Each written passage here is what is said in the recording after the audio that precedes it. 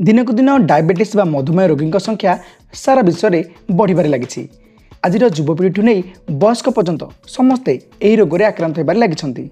वर्तमान यह एपरी एक समस्या हो जाइए जे प्रत्येक व्यक्ति डायबिटीज को नहीं चिंतित, कारण आरंभ यार उपचार न कले हार्ट अटैक, स्ट्रोक आदिर किडनी रोग भली समस्या अनेक समस्यार सम्मुखीन होगा पड़ी था।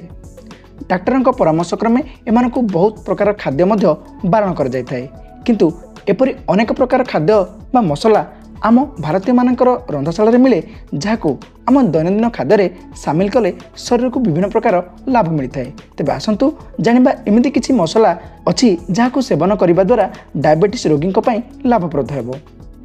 दालचीनी को चा करी पीले यह शरीर में इंसुलिन परिमाण को बढ़ाई थाए एवं एथिसह उच्च रक्तचाप को नियंत्रण करे। मेथी को भिजई तार पानी को पीले डायबिटीज नियंत्रण होता है। हलदी पानी रे प्रचुर परिमाण में आंटी ऑक्सीडेंट थाए, यह पीवा द्वारा शरीर में इंसुलिन परिमाण बढ़े। जायफल आंटी डायबेटिक गुण थाए, जहाँकि रक्त रे ग्लुकोज परिमाण को नियंत्रण करे। जुआणी पानी खाद्य हजम करने सह डायबिटीज को नियंत्रण करे।